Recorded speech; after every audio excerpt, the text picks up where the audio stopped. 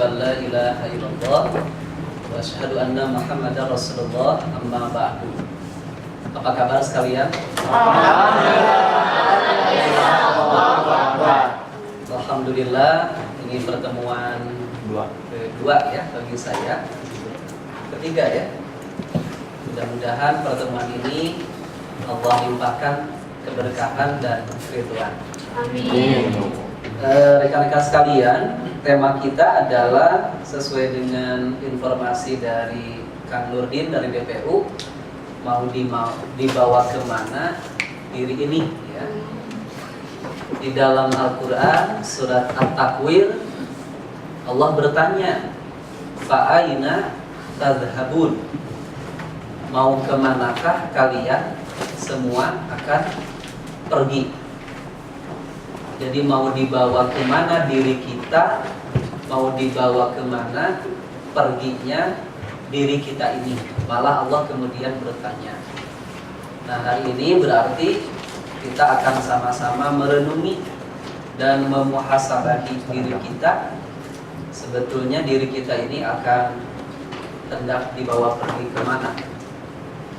Sebetulnya di dalam sholat kita minimal yang fardu, yang 5 waktu, kita sudah banyak memohon kepada Allah agar diri kita dibawa kepada siratal mustaqim. Ihdinas siratal mustaqim. Inilah inti doa yang kita baca pada surat Al-Fatihah, yang diwajibkan surat tersebut dibaca setiap kita sholat. Jadi dari 7 ayat itu sebetulnya permohonan doanya ini. Ihdinas siratal mustaqim. Wahai Allah, berilah kami hidayah, berilah kami petunjuk as-siratal mustaqim, kepada jalan yang lurus. Berarti memang ada jalan yang tidak lurus, ada jalan yang menyimpang, ada jalan yang sesat. Kalau jalan itu jalan menyimpang, jalan itu jalan yang sesat, maka kita tidak akan sampai kepada tujuan kita yang sesungguhnya. Kalaulah misalkan kita berdoa, Rabbana atina fid dunya hasanah wa fil akhirati hasanah wa qina adzabannar, maka jalan yang kita tapaki untuk mencapai hasanah fid dunya, hasanah fil akhirah itu mestilah jalan yang lurus ini. Sebab kalau jalan itu al-maghdub dan ad-dhalin, al-maghdub adalah jalan yang dimurkai, ad-dhalin adalah jalan yang sesat.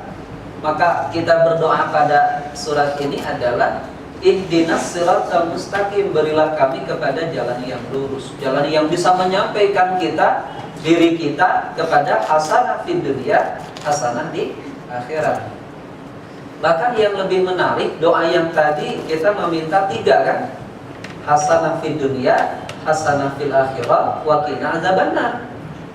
Ya Allah, berikanlah kami bahagia di dunia, bahagia di akhirat, jauhkan dari siksa di neraka. 1 minta kebahagiaan di dunia, tapi yang 2 meminta kebahagiaan di akhirat. Indah sekali doa ini. Ini di Quran kan adanya kan? Kita minta hasanah di dunia, wa fil akhirati hasanah. Yang kedua kita minta bahagia di akhirat. Bahagia di akhirat itu apa? Masuk ke dalam surga. Tapi perhatikan yang ketiga, wa qina adzabannar, jauhkan kami dari siksa api neraka. Padahal sebetulnya permintaan yang ketiga sudah tercover pada permintaan kita yang kedua. Kenapa mesti minta yang ketiga? Yang ketiga ini adalah sebuah takkid, sebuah penguat bahwa di akhirat memang kita benar-benar ingin bahagia, dan ciri bahagianya masuk ke dalam surga. Sebab memang pada akhirnya ada orang yang masuk pada permintaan yang kedua, tapi dia nyimpang dulu ke neraka. Jadi ketika kita berdoa ingin bahagia di akhirat, masuk ke dalam surga tanpa masuk dulu ke dalam neraka. Ada memang orang yang masuk ke dalam surga pada akhirnya, tapi dia harus transit dulu di neraka. Ya, kan di dalam riwayat Bukhari disebutkan setelah Allah menyelesaikan hisabnya, ahli surga masuk ke dalam surga, ahli neraka masuk ke dalam neraka. Itu Allah kemudian memanggil malaikat. Kak, Allah memanggil malaikat. Kak, sini. Coba kamu masuk ke dalam neraka. Kamu ambil hambaku yang dia memiliki iman meskipun imannya sekecil zarrah. Zarrah itu sebutan untuk benda yang paling kecil yang tidak bisa dibagi-bagi lagi. Atom yang di kita itu. Carilah hambaku yang memiliki iman meskipun imannya sangat kecil lagi, sangat kecil, dan kamu keluarkan dari neraka itu, masukkan ke dalam surga. Lalu malaikat masuk ke dalam neraka, diambil, dicari, ternyata ada seorang hamba yang memiliki iman kecil, sudah gosong tubuhnya karena dibakarkan di dalam neraka ini. Diambil, dimasukkan ke dalam Nahrul Hayat, sungai kehidupan. Berubahlah tubuhnya menjadi indah kembali. Kemudian dia baru dimasukkan ke dalam surga. Nah, di surga itu terjadi dialog. Kata temannya, "Ari mana ka mana wae?" Waktu saya dicari-cari ke buah batu ke ayam, dicari-cari ke dago nggak ada, ya kan? Saya udah bertahun-tahun di sini, kamu baru datang. Kan digambarkan tuh dialognya di dalam Quran. Masalakakum fi saqar. Apa yang membuatmu masuk ke dalam neraka Saqar? Orang itu kemudian menjawab, qalu lam naku minal musallin. Dulu teh saya tara sholat. Loh, kenapa kamu tidak sholat? Kan kamu muslim. Iya, muslim. Memang saya ngaku muslim. Memang saya meyakini sholat itu wajib. Tapi ya, yang namanya urusan dunia kadang menyibukkan diri saya. Akibatnya sholat saya tinggalkan. Kalaupun sholat saya belang beton. Bahkan banyak belangnya dibanding betonnya. Ya, akhirnya dia dimasukkan dulu ke dalam neraka. Memang akhirnya masuk ke dalam surga. Nah, doa tadi seolah-olah kita meminta dengan kekuatan, dengan kesungguhan bahwa di akhirat mah kita ingin masuk ke dalam surga tanpa disiksa dulu. Kalau di dunia kita sengsara, masih bisa minta bantuan, masih bisa minta tolong, masih bisa saling bantu. Tapi di akhirat kita minta tolong ke siapa? Seorang ayah pun dia tidak bisa membantu anaknya. Seorang suami pun dia tidak bisa memberi bantuan kepada istrinya, masing-masing aja. Dirinya akan menyelamatkan dan sibuk dengan urusan masing-masing. Di dunia kita minta satu, kenapa? Masih bisa saling tolong menolong, ya kan? Ketika kita nggak punya uang, kita masih bisa ke Pak Denny lah gitu. Ketika sulit cari jodoh, ya kan masih bisa kita bantuan ke teman kan untuk mempublikasikan identitas kita. Masih bisa pakai kalian. Di akhirat mah nggak bisa. Nah, kita minta untuk masuk ke dalam surga. Kita ingin bahagia dunia dan akhirat. Maka jalannya adalah mesti kita bawa diri kita kepada Shiratal Mustaqim. Bahkan doanya juga berilah kami hidayah. Jadi Shiratal Mustaqim itu hidayah yang paling besar loh. Hidayah itu petunjuk. Petunjuk itu sesuatu yang memberikan informasi kepada jalan yang harus ditapaki kan. Nah, hidayah itu kan bermacam-macam. Satu ada hidayah naluri, insting. Hidayah naluri, insting itu hewan juga diberi kan? Hewan juga diberi. Coba lihat kucing kalau melahirkan, pasti dia dengan instingnya akan memberi air susunya kepada anak-anaknya itu. Kemudian kucing kalau ingin BAB, coba lihat, perhatikan, dia korek-korek tanah, kemudian korocot, tutup lagi, itu insting luar biasa kan?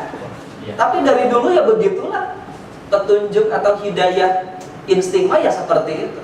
Hewan juga diberi. Bahkan boleh jadi instingnya hewan lebih hebat daripada insting kita kan? Yang kedua ada hidayah panca indera. Nah, ini level rada tinggi sedikit. Hidayah panca indera itu adalah ya berupa mata, kita bisa melihat mana yang baik, mana yang buruk. Telinga kita bisa membedakan mana yang harus didengar. ada yang tidak boleh. Ini hidayah panca indera. Nah ini pun sebetulnya kalau kita bandingkan dengan hewan, boleh jadi panca indera hewan lebih bagus daripada panca indera kita. Elang itu bisa melihat mangsa dari atas sebesar tikus, dari atas jarak 3, km dan tanpa kacamata. Elang. Lagi kacamata lagi. Hidung kita itu kalah dengan hidungnya harimau. Harimau itu jarak 3 km bisa mendeteksi keberadaan anaknya. Harimau. So, manusia ada yang budakna kabur ke mana, kencet-kencetan ya. Hidung kita kalah, ya kan? Kemudian apalagi pendengaran anjing kan lebih hebat daripada pendengaran kita. Kulit kita kalah dengan kulitnya badak. Badak maka tidak mandi, tidak gegetret. Kita tidak mandi 3 hari saja, sensitif kulit kita. Lari kita kalah dengan larinya kuda, cita. Terbang kalah dengan burung. Berenang kalah dengan ikan. Rekan-rekan bisa berenang kan? Bilang bisa. Saya latihan berenang tuh bisa-bisa. Ya, paling bisanya gaya dada. Pas terjun dada. Susah. Tapi bayangkan nih, level yang ketiga, hidayah yang ketiga adalah hidayah akal. Hidayah akal. Nah, dengan akal ini manusia diberikan kelebihan dibanding dengan hewan ini. Dia bisa lebih mulia dibanding dengan hewan ini. Dengan akal manusia bisa memilih mana jalan yang benar, mana jalan yang salah, mana yang harus diimani, mana yang harus ditolak. Dengan akal. Makanya memang di Quran disebutkan afala tatafakkarun. Apakah kalian tidak berpikir, tidak menggunakan akal, tidak berpikir? Itu sering digunakan di dalam Quran.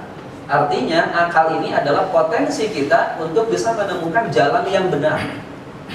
Bahkan di Quran dalam surat Al-Mulku itu ada penghuni neraka yang sangat menyesali dirinya karena ketika di dunia waktu hidup mereka tidak mengoptimalkan akalnya untuk memilih agama yang benar berupa agama Islam. Menyesal sekali karena mereka tidak menggunakan akal. Nah, yang hebatnya yang keempat inilah hidayah siratal mustaqim, hidayah Islam, hidayah keimanan, hidayah keislaman. Ini adalah hidayah yang paling tinggi. Sebab walaupun otaknya cerdas, tapi kalau dia nggak punya keimanan, itu di Quran disebutkan orang yang beramal tapi nggak punya iman, maka seperti amalnya itu yang ada debu yang ada di atas batu hitam. Kemudian ada angin topan yang besar, ditiuplah debu tersebut. Kira-kira masih ada nggak debunya di atas batu itu? Dia akan hilang. Jadi orang yang tidak memiliki iman, rajin beramal saleh, sayang. Nah, kita alhamdulillah modalnya sudah ada. Makanya kita minta terus supaya modal ini, karena ini adalah modal yang terbesar untuk amal kita diterima oleh Allah, yaitu modal iman, modal Islam. Pertanyaannya, kenapa kita selalu minta untuk berada pada siratal mustaqim, jalan yang lurus ini berupa Islam? Terus menerus kita minta, padahal kita kan sudah berislam, sudah beriman. Sebab ternyata ada juga orang yang asalnya Islam, tapi pada akhirnya dia keluar dari Islam itu. Dan penentuannya adalah ketika kita sakaratul maut. Jadi apakah kita su'ul khatimah atau husnul khatimah, nanti penentuannya di sana. Jadi hidup itu berprestasi kalau kita bisa mempertahankan iman sampai nyawa kita dicabut. Kalau sekarang malah masih berpotensi untuk goyah, masih bisa berpindah. Tapi coba lihat nanti ketika dia sakaratul maut, nyawanya akan dicabut. Makanya Rasul sangat menganjurkan sekali kalau ada saudara kita yang akan meninggal, kemudian ditalkin. Apa talkin itu? Dibimbing untuk mengucapkan kalimat tauhid, la ilaha illallah. Sebab kata Rasul, kalimat itu adalah kuncinya surga. Kuncinya surga. Tapi memang kalau dia tidak beramal kebaikan selama hidupnya, selama sehatnya, ya tidak mudah sekali untuk mengucapkan kalimat tauhid itu, susah. Yang sering beribadah pun terkadang susah, apalagi orang yang jarang beribadah, susah sekali. Makanya dari sekarang kita biasakan menjaga keimanan ini supaya nanti ketika kita dicabut nyawa kita dalam keadaan husnul khotimah. Allah menyebutkan wala tamutunna illa wa antum muslimun. Jangan sekali-kali kamu meninggal kecuali membawa iman dan membawa Islam. Nah, jadi bawalah diri kita kepada siratal mustaqim, yaitu dinul Islam, agama Islam. Bagaimana supaya kita bisa membawa diri kita pada jalan yang lurus? Parameter jalan yang lurus itu adalah Al-Quran dan Sunnah Rasul. Jadi parameter jalan yang lurus itu, barometernya, tolok ukurnya adalah kita berada pada dua ini, yaitu Al-Quran dan Sunnah Rasul. Rasul bersabda, "Inni qad taraktu fikum syai'aini lan tadillu ba'dahuma kitaballah wa sunnati." Sesungguhnya aku telah tinggalkan bagi kalian dua perkara yang jika kalian berpegang kepada keduanya tidak akan tersesat di jalan itu selama-lamanya. Jadi kita akan berada pada jalan yang benar, pada rel yang benar selama dua perkara ini dipegang oleh kita, yaitu Al-Quran dan Sunnah Rasul. Alhamdulillah semuanya punya Quran kan? Alhamdulillah. Masih bagus? Masih ya? Karena jarang? Punya Quran. Saya pernah ngobrol dengan teman, ya kan? Pernah dicek itu di satu daerah yang mayoritas muslim, berapa banyak yang di rumahnya memiliki Quran. Ternyata nggak semua, tidak 100%. Kira-kira 70% yang punya Quran. Kemudian dari yang 70% itu dicek berapa banyak yang bisa membaca Quran. Ternyata dari 70% itu mengerucut kecil, jadi 30%-an. Dari yang bisa baca Quran itu berapa persen yang benar bacaannya? Oh, itu semakin kecil lagi. Dan berarti sedikit sekali orang yang bisa memahami isi kandungan Al-Quran. Nah, sementara Quran kata Rasul apa? Pedoman hidup kita, yang kalau kita berpegang kepada Quran itu kita tidak akan tersesat selama-lama. Bagaimana mungkin kita bisa memahami aturannya kalau tidak dibaca? Maka sempatkanlah kita membaca Al-Quran. Ya, tiada hari tanpa baca Al-Quran. Yang kedua, Sunnah Rasul. Sunnah Rasul itu hadis, perkataan, perbuatan Nabi yang kemudian oleh para ulama dibukukan dalam kitab-kitab hadis. Ada Sahih Bukhari, Sahih Muslim, Tirmizi dan seterusnya. Ya, kalaulah kita tidak punya yang kitab-kitab standar itu, maka minimal kita punya kitab Riyadhus Shalihin misalnya, atau kitab hadis Arba'in misalnya. Untuk panduan hidup kita bisa mengenal Rasul, pribadi Rasul, akhlak Rasul dari hadis-hadis itu. Bagaimana cara makan, bagaimana cara minum, cara tidur, itu di Quran kan dijelaskan. Adanya di mana? Di hadis, di sunnah. Bagaimana kita masuk ke jamban? Sebab Islam itu mengatur perilaku kita sampai hal yang terkecil. Sampai hal yang terkecil. Bersin, itu kan ada aturannya dalam agama kan? Rasul mencontohkan agama mana yang mengatur perilaku yang kecil. Bersin saja diatur. Misalnya saya bersin, hansip.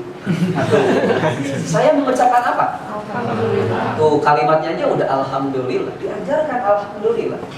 Tidak innalillahi misalkan, innalillahi saya bersih. Tidak kan? Alhamdulillah. Sebab itu adalah nikmat ketika kita bersih. Kalau orang yang mendengarkan ada kalimat yang diucapkan apa? Yarhamukallah. Semoga Allah memberikan rahmat kepadamu. Saya yang bersih ketika didoakan balas dong. Apa balasannya? Yahdikumullah wa yuslihu balakum. Dia meminta rahmat, kita balas dua. Yahdikumullah. Semoga Allah memberikan hidayah padamu. Wa yuslihu balakum, dan Allah memberikan kebaikan pada hidupmu. Dia memberi satu, kita balas dua. Kan luar biasa. Menguap.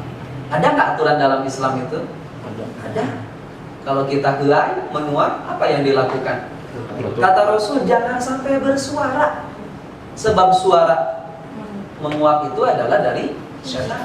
Kalau supaya tidak bersuara, berarti bagaimana? Ditahan, ditutup, ya kan?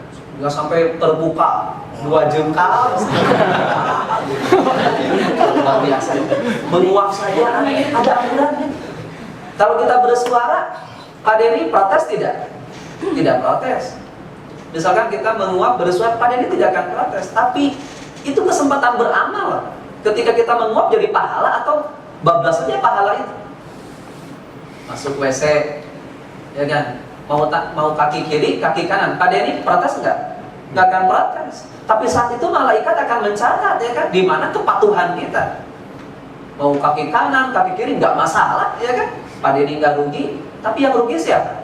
Kita. Di catatan malaikat kan kita kosong kalau kita kaki kanan dulu. Mestinya apa?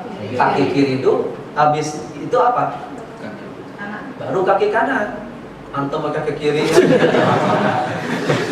Doanya juga kan khusus. Apa doa masuk WC? Allahumma inni a'udzubika minal khubuthi wal khaba'ith. Di dalam WC ada aturannya enggak? Ada. Apa yang kita lakukan? Diam. Jangan mengeluarkan suara. Kalau ada yang mengucapkan salah, kita enggak menjawab kan? Nanti sudah selesai, sudah keluar, baru kita ucapkan, kita jawab salam. Diam saja. Apalagi ketika kita mau tidur pun ada aturannya. Bagaimana Rasul mencontohkan tidur? Wudu dulu, ya kan? Mau tidur tuh wudu dulu. Habis wudu, kemudian kita berbaring miring ke sebelah kanan. Jadi miring ke sebelah, lambung itu ada di lambung kanan itu ada di bawah. Simpan tangan di pipi kita. Kan anggun kan tidur kayak begitu. Cantik. Sebab ada yang tidur nanti anarkis. Kaki kemana salah ngap gitu ya. Ya kalau di awal sih usahakan begitu. Kalau nanti di tengah perjalanan kita melakukan aktivitas yang lain, nggak apa-apa lah itu posisinya kayak bagaimana. Yang penting di awal Rasul mencontohkan begitu. Kemudian kita baca doa. Apa doanya? Ya, boleh doa itu ya. Bismikallahumma ahya wa amut. Dan harus yakin dengan doa itu. Ada nenek-nenek yang nggak yakin. Bismikallahumma ahya wa amut, amut wa ahya. Amut dulu atau ahya dulu ya. Terus saya mikir jadi nggak tidur-tidur ya. Makan, bekerja kan ada aturannya dalam agama kita. Nah itu kita dapatkan itu di sunnah, di kepribadian Rasulullah. Kemudian, tetapi untuk bisa berada konsisten membawa diri kita pada jalan yang lurus ini, kita akan dihadapkan dengan ujian. Ya kan kalau kita hidup nyaman-nyaman saja gitu kan, Islam itu kita memegang Islam tuh nyaman saja gitu kan, gak ada ujiannya, gak rame. Justru harus ada ujian. Sekolah itu rame, ada ujian. Kita bisa naik, kita bisa lulus. Ada ujian nasionalnya bahkan. Oh itu rame itu. Coba nggak ada ujian kayak begitu. Kesana masuk ke kelas 2, kelas 4, masalah lulus mungkin ijazah. Nggak rame ya kan? Justru perjuangannya itu perjuangan. Ada ujiannya, ada ujian. Kita saja masuk ke sini kan ada ujian kan? Di tes itu nggak semua bisa masuk tuh sama Pak Denny. Wawancara, apalagi dulu tuh? Ujian apa dulu? Apalagi tuh tesnya? Banyak ya. Kemampuan, terus apa penampilan kan diuji. Wajahna kumaha gitu. Ini perlu disisir atau nanti kumaha.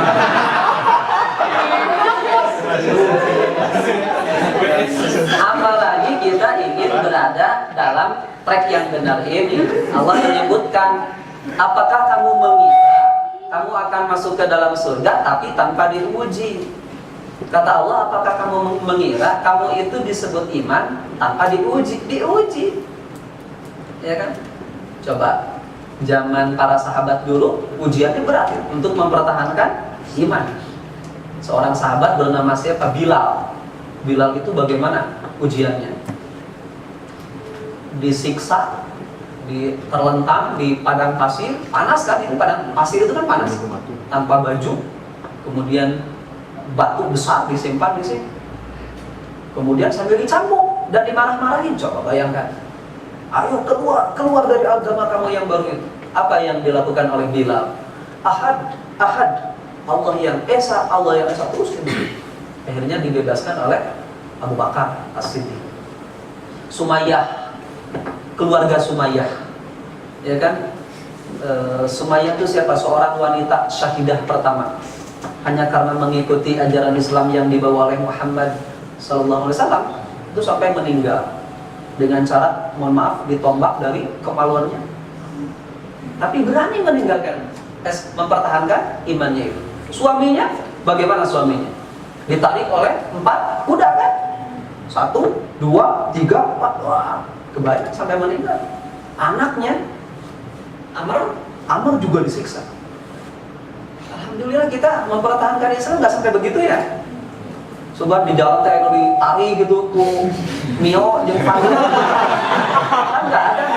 Alhamdulillah kita banyak mempertahankan iman, apalagi negara kita aman. Coba bandingkan dengan negara yang lain. Di Irak hancur kan? Palestina, kasihan mereka. Lebanon, sekarang apa? Suriah, Yaman, itu kan negara-negara Islam tuh, kasihan. Alhamdulillah kita tuh, ya kan? Kehidupan beragama sangat dijaga. Tapi tantangan dan ujian itu tetap saja ada. Negara Indonesia itu memang mayoritas Muslim, tapi keberagaman, pemahaman, aliran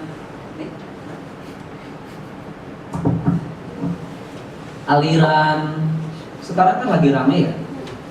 Kemarin yang terbaru apa? Gafata, gerakan Fajar Nusantara. Ribuan ya. Yang dari Kalimantan itu ribuan itu. Ada mahasiswa, ada dokter ya.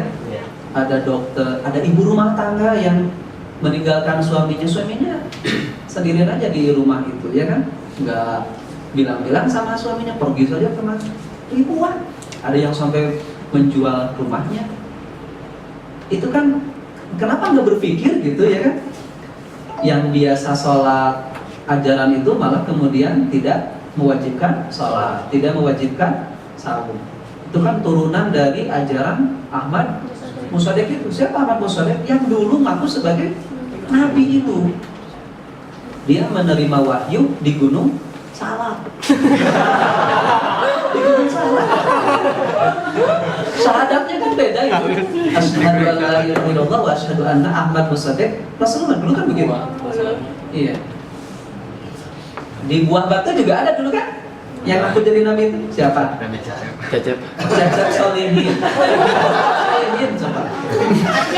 Kan kalau nabi mah keren-keren namanya kan? Sahabia. Nabi Musa hebat kan? Nabi Sulaiman keren. Makanya Nabi Cecep. Terus Nabi Muhammad menerima wahyu di mana? Di Gua Hiro. Keren kan? Di Gua Sur. Nabi Musa di Bukit Sinai. Nabi Cecep di Gua apa? Tapi aneh, ada saja pengikutnya kan?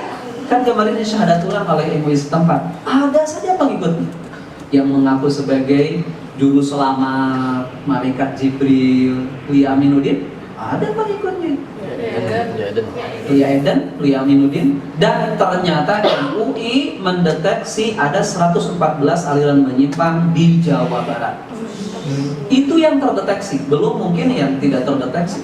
Kan ada aliran, ada pemahaman. Kalau aliran dia punya pengikut, kalau pemahaman boleh jadi masing-masing. Nah, makanya hati-hati memang. Jadi jangan dikira ini adem ayem. Syiah aja belum selesai di negara kita. Dan Syiah sekarang sedang merancang bagaimana perjuangan mereka untuk seperti Suriah. Jadi kita nanti disuriahkan, ya kan? Suriah kedua hancur. Lihat aja orang-orangnya sudah masuk parlemen, ya kan? Sudah ada yang jadi menteri, ada ya. Ahmadiyah belum selesai, ya kan? Banyak sekali aliran-aliran pemahaman kita yang menyimpang. Kalau kita nggak belajar, ini saya. Kalau kita terlalu sibuk saja dengan bekerja, saya. Jadi selain kita mencari penghasilan, mencari rezeki, sebetulnya ada kewajiban kita mempertahankan iman. Loh, kewajiban mempertahankan iman itu bukan kewajiban ustaz saja, bukan kewajiban ulama, setiap orang yang mengaku dirinya muslim. Karena sekali lagi kita nggak bisa saling tolong menolong, nanti di akhirat nggak bisa menyelamatkan diri masing-masing. Allah menyebutkan nanti di akhirat itu ketika hari kiamat, fala ansaba bainakum, tidak ada lagi hubungan nasab, tidak ada. Jadi tidak bisa saling bantu, nggak bisa. Makanya selamatkanlah masing-masing, jaga. Alhamdulillah nih di pekerjaan kita, selain kita mencari rezeki, juga mempertahankan keimanan ini fasilitasi oleh pimpinannya. Nah ini syukur, alhamdulillah. Apa ujian tantangan yang akan kita hadapi dalam rangka membawa diri kita kepada jalan yang lurus ini? Dalam surat Fatir ayat 5 disebutkan, ya ayuhan nas inna wa'dallahi haqqun fala taghurrannakumul hayatud dunya wala yagurrannakum billahil ghurur innash syaitana lakum aduwwun fattakhidhuhu aduwwa innama yad'u hizbahu liyakunu min ashabis sa'ir. Wahai manusia, sesungguhnya janji Allah adalah benar, maka sekali-kali janganlah kehidupan dunia memperdayakan kamu, dan sekali-kali janganlah setan yang pandai menipu. Allah sendiri menyebutkan setan itu pandai menipu. Jadi mereka tuh cerdas-cerdas, ya kan? Kompetensinya bagus, tapi untuk memperdayakan, untuk menipu, memperdayakan kamu tentang Allah. Rajin sekali mereka mengadakan diklat-diklat tuh untuk bisa pandai gitu, ya kan? Kan kalau setannya boloho gitu kan, bodoh, ada gunanya kan? Setan tuh kemampuan mereka apa? Menipu, itu aja. Kan gitu banyak ya. Mikirin pekerjaan, mikirin rumah tangga, mikirin diri sendiri, belum lagi belum lagi karir, ya kan kita. Setan mah satu saja. Bagaimana mereka menipu manusia, memperdayakan manusia, itu saja. Kemudian apa lagi? Sesungguhnya setan itu adalah musuh bagimu. Nah, ini musuh kita berarti. Yang namanya musuh berarti menghalang-halangi kita kan? Menghalangi kita. Bahkan semenjak siapa? Ayah ibu kita di surga tuh sudah dilakukan itu tipu dayanya. Ini jadi pelajaran buat kita ya, bagaimana Adam dan Hawa, ini ibu bapak kita kan, bagaimana mereka bisa terperdaya oleh iblis itu. Bagaimana coba kita lihat ketika Allah menciptakan Adam, Allah kan menyuruh malaikat dan semuanya untuk sujud kepada Adam. Semuanya sujud kan? Kecuali siapa? Iblis saja. Mereka tidak mau sujud, nggak mau sujud. Kemudian apa lagi? Kemudian iblis itu apa? Diusir dari surga. Tetapi iblis itu sebelum diusir dari surga berjanji supaya meminta kepada Allah agar usianya apa? Dipanjangkan, tidak dimatikan sampai hari kiamat. Makanya iblis itu nggak mati-mati sampai hari kiamat. Nah, kemudian mereka berjanji akan senantiasa mengganggu dan memperdaya anak cucu Adam itu supaya gabung nanti di mana? Di neraka. Jadi tujuannya sejak dulu itu begitu janjinya. Akhirnya dikabulkan oleh Allah. Nah, mulailah tipuannya. Yang pertama adalah ketika Allah memberikan larangan kepada Adam dan Hawa untuk mendekati pohon huldi itu. Larangannya cuma satu, coba, jangan dekati pohon huldi itu. Yang lain boleh, tapi yang itu jangan. Kan larangan itu biasanya sedikit ya. Tetapi kenapa kita tuh cenderung untuk mendekati larangan itu, padahal yang dibolehkan tuh banyak. Apa yang dikatakan oleh iblis itu? Wahai Adam, tahu nggak kenapa Allah melarang kamu mendekati pohon huldi itu? Sebab kalau kamu memakan buah huldi itu, kamu akan kekal di dalam surga dan kamu akan mendapatkan kekuasaan, jabatan. Jadi dua tuh yang yuwaswisu fi suduri Adam itu, yang dibisikkan kepada hati Adam itu. Kalau kamu makan buah huldi, kamu akan kekal abadi, dan apalagi jabatannya, posisinya, ya kan, statusnya tinggi. Adam kan kalau berpikir saat itu, berpikir normal gitu, menggunakan akalnya, kalau misalkan ucapan setan ini benar, nah Adam tidak dimakan oleh setan. Setan oke diusir dari neraka. Ya kan?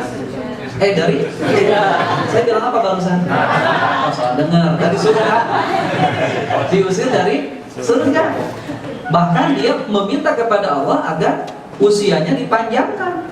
Jangan meminta kepada Allah makan saja buah kuri, dia akan kekal kan? Malah dianggap hina oleh Allah.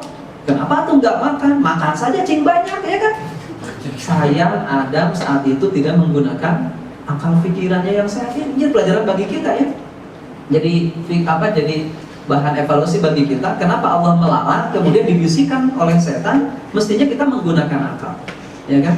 Kenapa sih zina itu dilarang gitu kan? Kalau kita menggunakan hawa nafsu yang dibisikkan oleh setan, bagaimana? Senang, nikmat, bahagia. Tapi kalau kita berpikir sehat, loh, iya ya, zina ini dilarang, negatifnya bla bla bla bla. Akhirnya kan kita menjauh. Maka kalau kita menggunakan akal yang sehat, sebetulnya larangan itu adalah bermanfaat bagi diri kita. Nah, sesungguhnya setan itu adalah musuh bagimu, maka anggaplah ia musuhmu. Tuh, bahkan kita harus menganggap setan itu sebagai musuh. Karena sesungguhnya setan-setan itu hanya mengajak golongannya supaya mereka menjadi penghuni neraka yang menyala-nyala. Kalau kita mengikuti langkah-langkah setan, berarti kita membawa diri kita kepada kesengsaraan, kesulitan hidup di neraka itu. Satu yang menjadi tantangan kita adalah keindahan dunia. Allah berfirman di dalam surat Al-Hadid ayat 20, ketahuilah bahwa sesungguhnya kehidupan dunia ini hanyalah permainan. Allah menyebutkan hidup di dunia permainan. Kayak bermain apa tuh? Kita kan monopoli ya, dapat uang, masuk neraka, masuk penjara, ya kan? Terus beli di tanah di mana gitu ya, di Singapura, dapat lagi ke sini, gitu, sehingga gitu, ya kan? So, gajian tanggal berapa biasanya? Tanggal 1. Sekarang tanggal berapa? 17. Mudah-mudahan besok tanggal 1 ya. Ya tanggal 1 seminggu habis kan gitu kerja doi gajian deh habis lah gitu ya kan. Makanya bentar ya, mohon maaf, gajian tuh katanya kayak menstruasi, dapatnya sebulan habisnya mingguan kan gitu ya, dapatnya bulanan habisnya mingguan. Permainan gitu ya kan gitu. Apalagi suatu yang melalaikan, perhiasan dan bermegah-megah antara kamu serta berbangga-banggaan tentang banyaknya harta dan anak. Seperti hujan yang tanamannya mengagumkan para petani. Kemudian tanaman itu menjadi kering dan kamu lihat warnanya kuning, kemudian menjadi hancur. Dan di akhirat nanti ada azab yang keras dan ampunan dari Allah serta keriduannya. Dan kehidupan dunia ini tidak lain hanyalah kesenangan yang menipu. Makanya tadi kita minta dunia 1, tapi minta akhirat 2. Tetapi bukan berarti dunia ini kita tinggalkan. Tidak, kita ingin hasanah juga di dunia. Tetapi bukan inilah tempat terakhir kita. Pertemuan pertama dulu saya sudah menjelaskan, kita tuh akan masuk akhirat dengan berbagai macam tahapan alamnya itu ya. Sampai kemudian kita masuk di alam jaza, alam pembalasan, apakah surga atau neraka.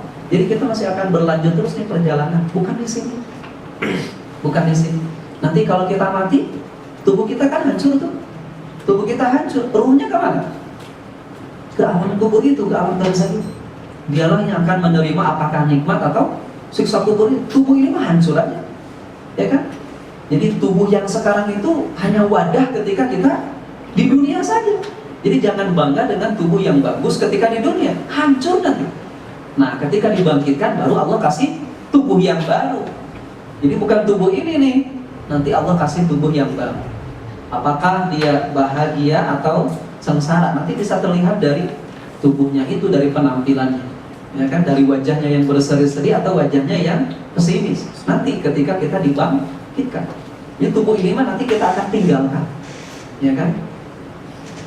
Nah yang kedua adalah setan.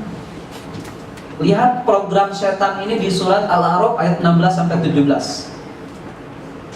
Allah berfirman, "Summa la'atiyannahum min baini aydihim wa min khalfihim wa an aymanihim wa an syama'ilihim wa la tajidu aktsarahum syakirin." Iblis berkata, kemudian aku akan mendatangi mereka, mendatangi manusia, mengganggu manusia, menipu manusia dari arah depan dan dari belakang dan dari kanan dan dari kiri. Berarti segala penjuru mereka akan mengganggu kita. Dan engkau tidak akan mendapati kebanyakan mereka termasuk orang-orang yang bersyukur. Kalau tidak bersyukur berarti jadi apa? Kufur. Jadi setan akan mengganggu manusia dari seluruh arah agar kita menjadi orang yang kufur. Dari arah depan, dari arah belakang, dari arah kanan, dari arah kiri. Apa maksudnya? Ibnu Abbas menjelaskan, dari arah depan itu maksudnya akan aku ragukan mereka terhadap akhirat. Arah depan, karena kan kita akan masuk ke akhirat di depan. Setan akan membuat kita ragu bahwa akhirat itu ada. Akhirat itu kan hal yang gaib ya. Yang gaib itu kan cukup diterima oleh keimanan. Alladzina yu'minuna bil ghaib.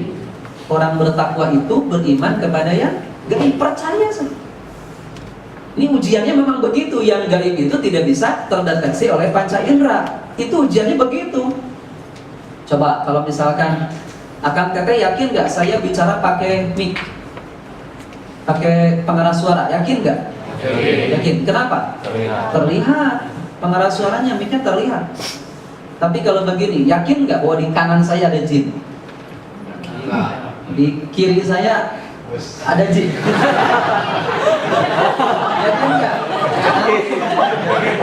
Di belakang saya, di depan saya jin semua. Di depan saya ada jin, yakin nggak? Bisa jadi yakin, bisa jadi tidak, ya kan? Kenapa? Nggak terlihatnya itu. Nah, ujian kita beriman kepada yang gaib itu mau yakin atau mau tidak. Itu ramainya begitu. Sekarang ada surga neraka, yakin tidak? Itu antara yakin antara tidak, pasti ada itu. Nah, setan itu akan mengganggu itu. Kenapa? Nggak terlihat surga neraka itu. Malaikat nggak terlihat. Apalagi Allah yang maha gaib kan, nggak terlihat. Maka dibuat ragu, benar tuh Allah itu ada gitu kan? Benar nggak malaikat itu ada, surga neraka itu ada, bahkan siksa kubur itu ada, nikmat kubur itu ada? Dibuat ragu. Nah, kita akan pilih yang mana? Akan pilih semakin mantap atau semakin ragu, meredup, hilanglah keyakinan itu. Itu program setan. Itu program setan. Ya. Kemudian dari arah belakang, maksudnya apa? Akan aku gemarkan mereka suka terhadap dunia. Akhirat dibuat lupa, ya kan? Dunia dibuat semakin gemar. Urusan dunia, ini kan sudah bahaya. Kalau sudah lupa akhirat, dia hanya mengejar dunia, yang terjadi apa? Menghalalkan segala macam cara. Itu kan kepribadian orang kafir. Mereka itu yatamatta'una wa ya'kuluna kama ta'kulul an'am. Mereka hidupnya memuaskan hawa nafsu, puas-puas, bersenang-senang. Bahkan mereka makan seperti makannya binatang. Kenapa? Nggak ada aturan. Yang penting senang saja. Coba, makannya binatang itu kayak bagaimana? Dia tidak melihat apa yang dia akan makan. Itu milik siapa? Yang penting mah dimakan saja, ya kan? Terus bagaimana cara makan itu? Dia tidak memperhatikan, ya kan? Dan dari mana itu dia dapatkan makan? Nggak diperhatikan. Coba lihat domba. Domba mah yang penting di depan ada rumput, dimakan saja. Nggak peduli itu kebun tetangga, ya kan? Saya disimpan di sini oleh pemilik, nggak peduli. Perut saja urusannya. Laisat himmatun illa butunuhum wa furujuhum. Tidak ada keinginan dalam diri mereka kecuali urusan perut dan seks saja. Itu saja pikiran mereka, kan bahaya. Coba lihat, domba mah gitu ya kan? Itu teh gak lihat itu teh ibunya, anaknya suka deketin, ya kan? Kucing, kamu kucing. Pas bro, atau ya ibu nate, anak nate 5, Bapak nama kemana ini? Gitu. Saya pernah lihat ini kalau nyaki ngurus anak 5 dapat tangkal pisan 5 dibesarin ke ibu nanti ya kan, cari makanan terus gede datang bapak nanu tadi kadinya ke anaknya coba aduh kasih makanan saya jadi kamu sampai kasih lelaki mete kan yang namanya binatang mau gitu nggak ada aturan kan, nggak ada aturan. Nah sekarang lagi rame kan LGBT itu kan ya. Apa LGBT itu?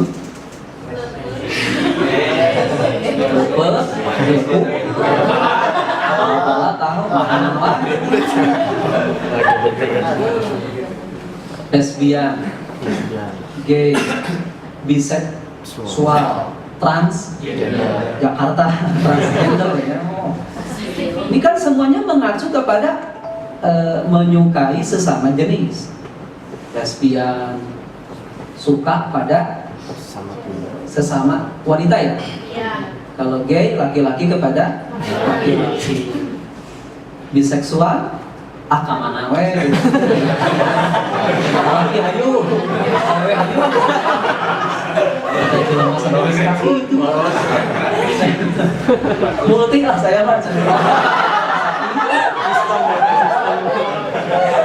Ayam transgender yang berubah gitu kan. Zaman Nabi Lut, kalau kita baca sejarah Nabi Lut gimana coba? Itu kan kaum lesbian gay itu sudah ada itu. Sodomi, kaum Sodom, ya kan? Lihat azabnya kayak bagaimana. Wah, hujan apa tuh? Hujan batu. Wah, sampai mereka kayak apa tuh? Daun yang dimakan ulat itu. Nauzubillah. Sekarang zaman Nabi Muhammad lebih kacau lagi. Selain lesbian dan gay, ada biseksual dan transgender. Beraninya kan luar biasa. Kalaulah kita misalkan zaman Nabi Lut, azabnya pasti lebih besar daripada yang itu kan.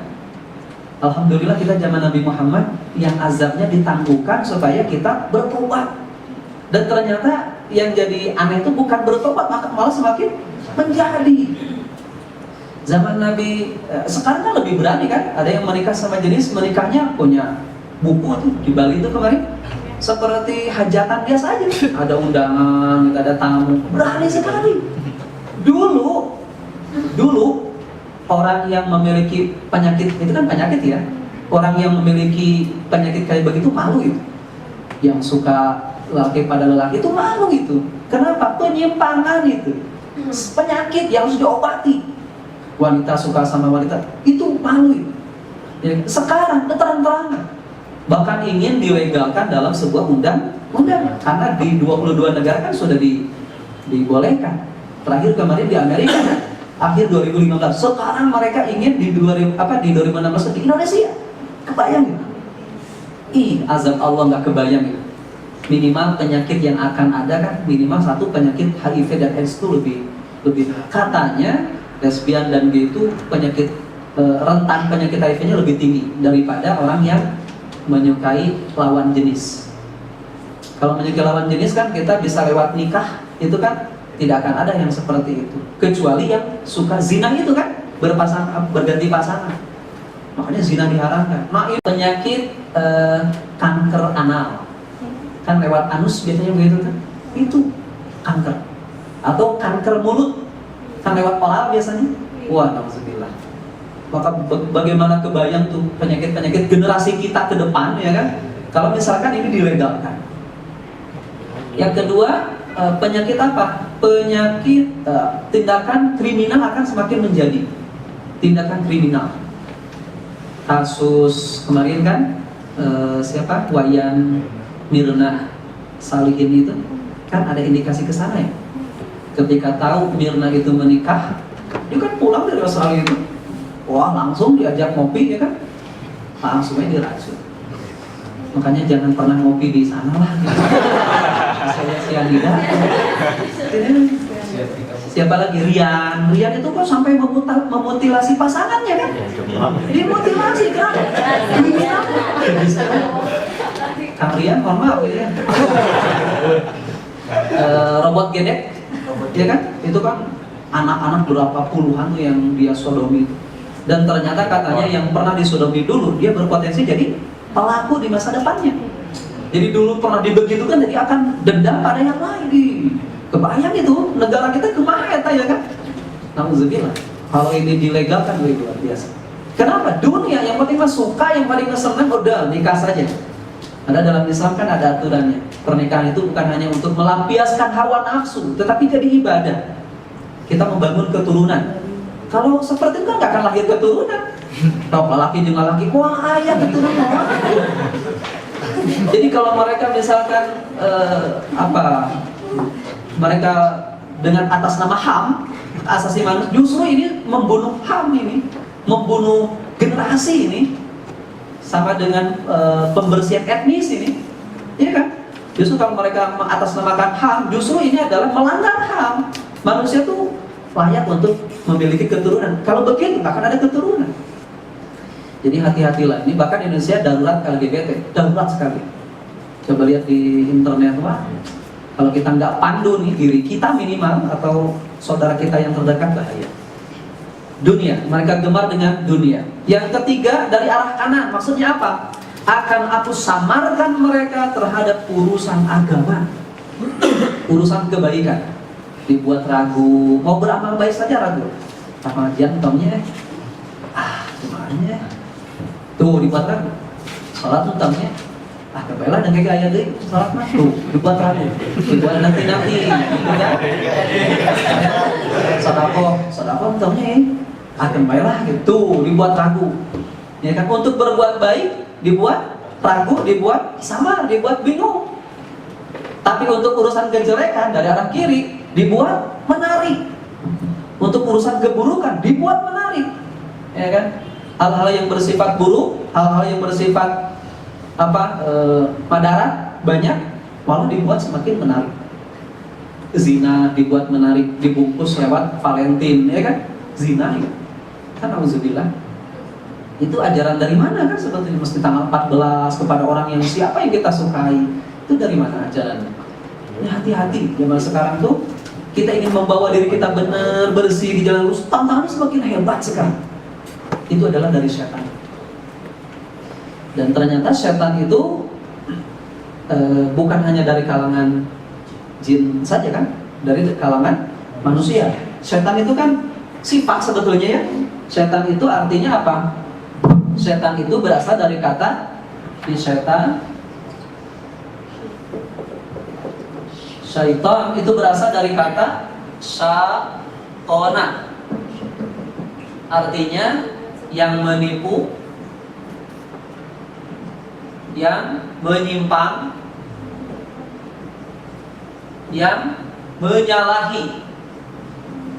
Jadi setan itu adalah sifat. Kalau dia yang suka menipu, suka menyalahi, suka menyimpang dari kebenaran, setan itu sifat itu. Sifatnya nempel di dua makhluk, minal jinnati wan nas, dari golongan jin. Ini kita belajar setanologi dulu ya. Jin dan manusia. Manusia, minal jinnati wan nas. Jin ini ada jin yang sangat katakanlah ini mah jin yang sangat kafir, fasik, durhaka, yang dulu tidak mau sujud ke Adam, itu namanya iblis. Nah ini mbahnya setan itu iblis. Mbahnya ini iblis. Dia tidak akan mati sampai hari kiamat kelak. Ya kan? Jumlahnya ya gitu aja. Ini dia dari golongan jin, jinnya jin yang kafir. Jin yang kafir, jin yang fasik, dan dia sudah dilaknat, bahkan disebut dengan rajim. Kata Allah, "Fakhruj minha fa innaka rajim." Keluar engkau dari surga ini sebab itu rajim, dilaknat. Makanya kalau kita berdoa, a'udzubillahi minasyaitonir rajim. Syaitan yang terkutuk itu siapa? Iblis. Ya, karena dia selamanya rajim. Terkutuk karena dia selamanya menyimpang, selamanya menyalahi, selamanya menipu, selamanya begitu. Beda dengan jin yang lainnya nih. Ada yang taat, ada yang maksiat. Nah, kalau jin di luar iblis itu ada yang taat, ada yang maksiat. Nah, jin yang maksiat ini yang kemudian menjadi setan, tapi di bawah level iblis ini. Di bawah. Mungkin sekarang dia jadi jin, besoknya dia tobat. Kan perintahnya kan sama antara jin dengan manusia kan? Wa ma khalaqtul jinna wal insa illa liya'budun. Aku tidak perintahkan jin dan manusia kecuali untuk ibadah. Karena dia suruhnya sama, maka dia seperti manusia, ada yang taat, ada yang maksiat juga, sama saja jin itu. Nah, kalau di kalangan manusia yang bisa jadi setan itu ini. Tapi dia tidak rajim. Sebab boleh jadi dia sadar. Dia tobat kan? Dia tobat. Nah, gitu. Dari golongan manusia yang maksiat. Nah. Jadi memang kita musuh tuh banyak sekali ya. Musuh tuh banyak sekali. Ada lagi malaikat. Kalau malaikat bagaimana? Kalau malaikat, dia diciptakan oleh Allah spesial. La ya'sunallah ma amarahum wa yaf'aluna ma yu'marun. Tidak akan pernah maksiat, tidak akan pernah membangkang. Makanya malaikat mah balalager. Jadi penghuni surga aja nanti. Makanya penghuni neraka tuh pasti dari golongan jin dan manusia, itu aja. Nggak ada dari golongan malaikat, nggak ada. Kenapa? Sebab dari golongan malaikat mah tidak dikasihkan hak pilih seperti jin dan manusia. Mau taat, mau maksiat, mau syukur, mau kufur, mau iman, mau durhaka. Malaikat mah nggak dikasih hak pilih. Kita mah dikasih hak pilih. Makanya dikasih otak, dikasih hati, ya kan, dikasih perangkat untuk memilih. Mau memilih siratal mustaqim atau yang al-madhum ad-dhalim. Perangkatnya sudah dikasih hak pilih. Hak pilih itu disebut dengan ikhtiar. Jadi ikhtiar itu hak pilih. Kita pilih yang mana? Mau ikut nabi, mau ikut mana? Hak pilih. Mau pahala, mau surga, apa mau neraka, mau pahala, mau dosa, dikasih hak pilih. Malaikat mah nggak dikasih. Makanya mereka mah tunduk patuh saja. Nah, makanya kita kalau manusia ini taat, kita akan melewati level ketinggian malaikat bahkan.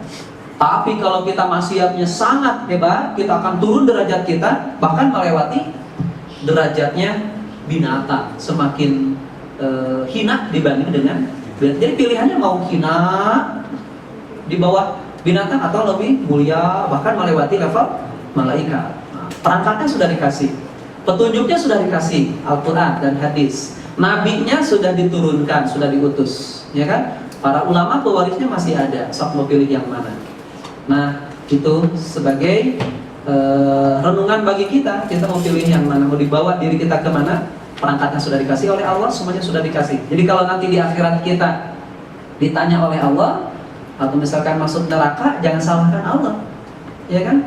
Itu salahkan diri kita, karena kita sudah melupakan, meninggalkan amanat-amanat dari Allah berupa perangkat-perangkat untuk memilih itu. Begitu yang bisa disampaikan. Ada yang akan didiskusikan dulu? Pertanyaan, mangga?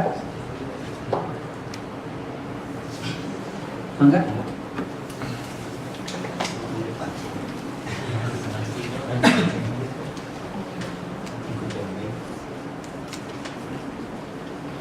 Iya. Terakhir di dalam surat Ibrahim ayat 22.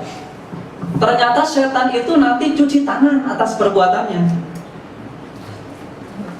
Ini ayatnya panjang, saya terjemahnya saja. Dan berkatalah setan tatkala perkara hisab telah selesai. Jadi nanti sudah selesai, neraka ke neraka, ahli surga ke surga. Setan tuh akan bicara di neraka itu. Sesungguhnya Allah telah menjanjikan kepadamu janji yang benar, dan aku pun telah menjanjikan kepadamu, tetapi aku masalah.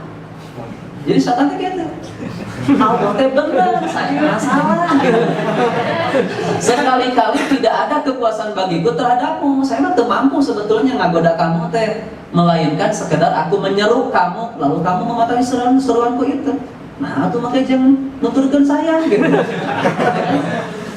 Oleh sebab itu janganlah kamu mencerca aku, jangan menyalahi aku, akan tetapi cercalah dirimu sendiri itu. Jadi orang teh mau bisa nyalakeun kasetan moal, ya kan? Namun kita ke neraka papanggih jeung jin ieu tah, jeung iblis ya. Ya kan? Pas aya nuturkeun maneh ya jalan. Nuturkeun urang ya. Nuturkeun maneh we. Nah, itu namanya nuturkeun sayang tuh. Bahkan begitu kata.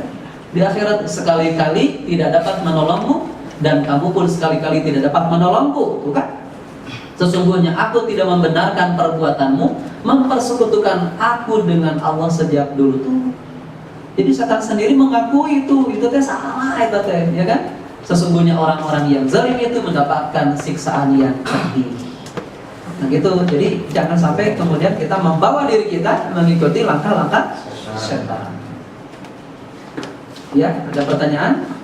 Diskusi? Tidak ada? Enggak. Jadi Ustaz bilang kalau ketika di akhirat nasab kita sama keluarga orang tua terputus seperti itu.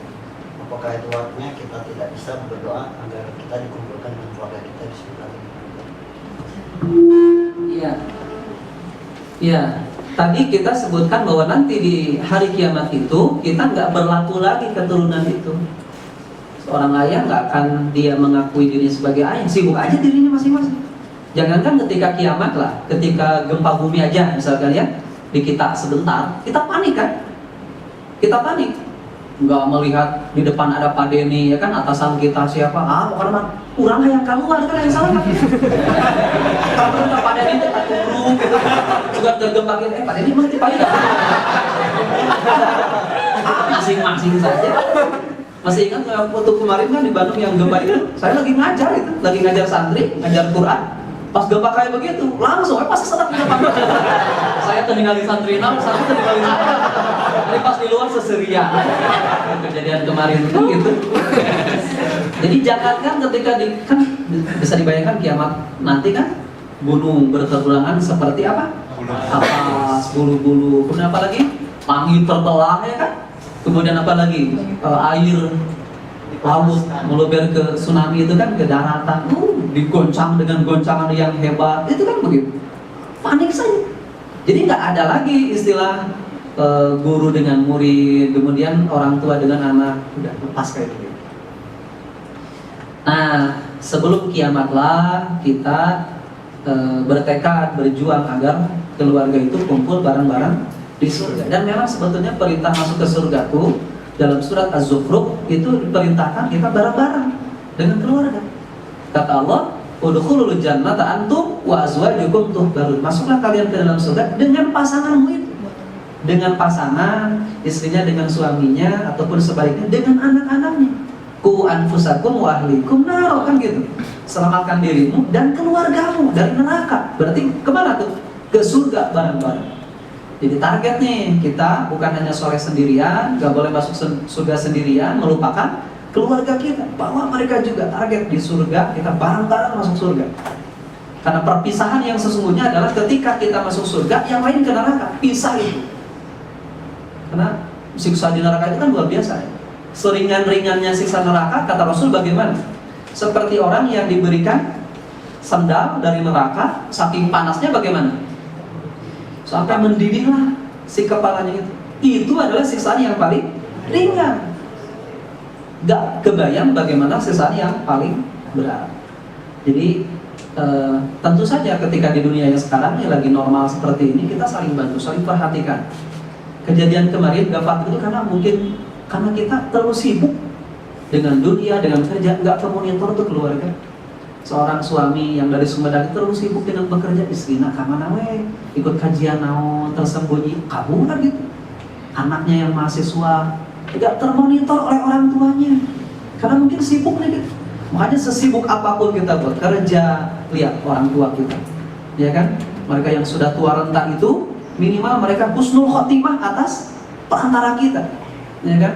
Kasih pelajaran-pelajaran apalah, kalau kita pulang bukan hanya membawa uang nih, kasih pelajaran tentang agama, mereka sadar tentang sholat, tentang ibadah, tentang kewajibannya, tentang tunduk patuhnya seorang makhluk kepada Allah, begitu.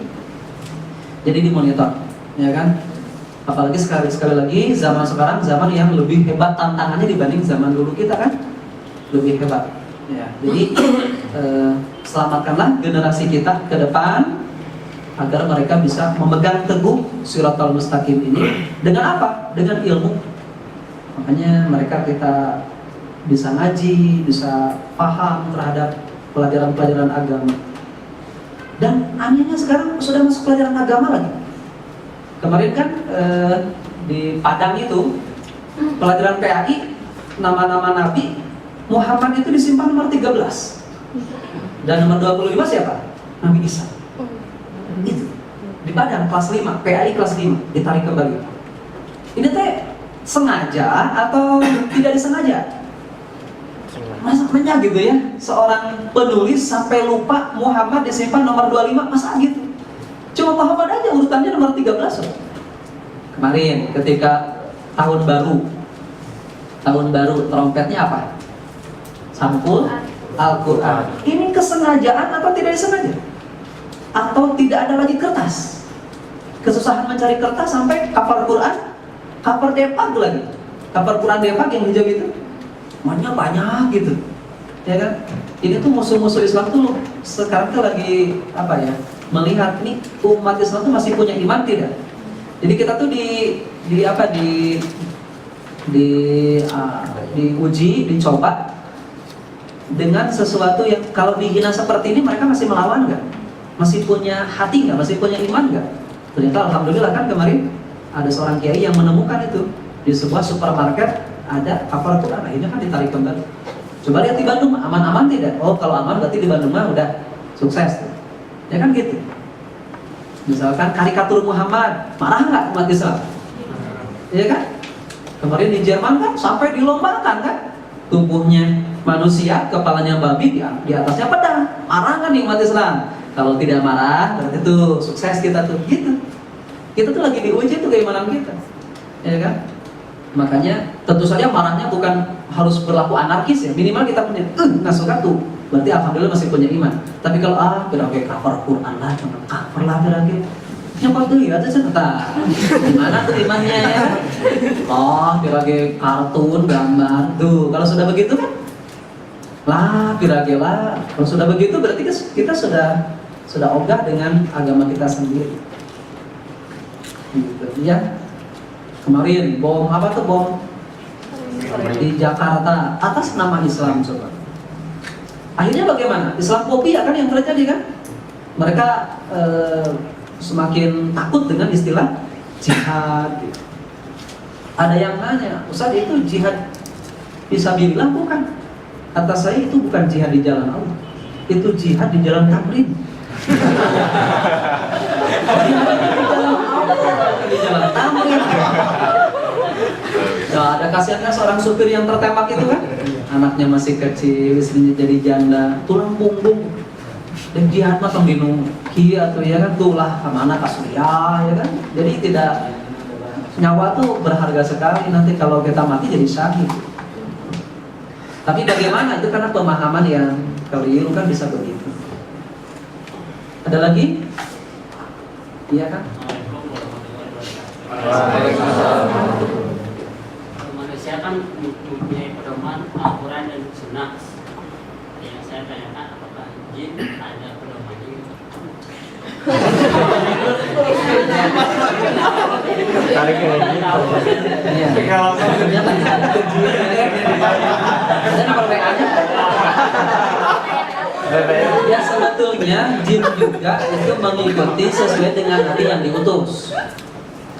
Jadi jin juga sebetulnya itu teh mengikuti sesuai dengan nabi yang diutus. Kalau zamannya Nabi Musa, zamannya Nabi Adam aja dulu dia, itu kan mengikuti pada ajaran Islam yang dibawa oleh Nabi Adam itu. Terus Nabi Musa, maka manusia dan jin juga ikut. Nabi Sulaiman kan gitu. Dia punya anak buahnya bukan hanya manusia tapi jin juga kan. Jin juga tunduk patuh pada ajaran Islam yang dibawa oleh Nabi Sulaiman, termasuk zaman Nabi Muhammad. Jadi Islam itu rahmatan lil alamin, rahmat bagi seluruh alam. Alam itu apa? Alam itu segala sesuatu yang selain Allah disebut alam. Pohon-pohon itu mereka tunduk patuh gitu, ya kan? Tunduk patuh, mereka bertasbih. Kalau hewan itu bertasbih mereka, hanya kita nggak tahu bagaimana bentuk tasbihnya. Mungkin dengan cara berkicau itulah tasbih mereka, tapi tunduk patuh mereka. Termasuk jin juga, mereka mengikuti ajaran Islam yang dibawa oleh Nabi Muhammad SAW. Sama mereka juga. Dan tidak perlu tahulah bagaimana kumaha sholatna, wuduna, kumaha ya, bukan urusan kita lah itu mah. Mending orangnya mikirkan orang gitu kan, dan mereka kita mikiran orang. Yang jelas mereka mengikuti, ya kan, mengikuti ajaran Islam yang dibawa oleh nabi-nabinya saat itu sampai kepada Nabi Muhammad. Sekian mungkin ya. Terima kasih. Tutup dengan hamdalah. Alhamdulillahirabbil alamin. Subhanakallahumma wa bihamdika asyhadu an la ilaha illa anta astaghfiruka wa atubu ilaik. Assalamualaikum warahmatullahi wabarakatuh. Waalaikumsalam.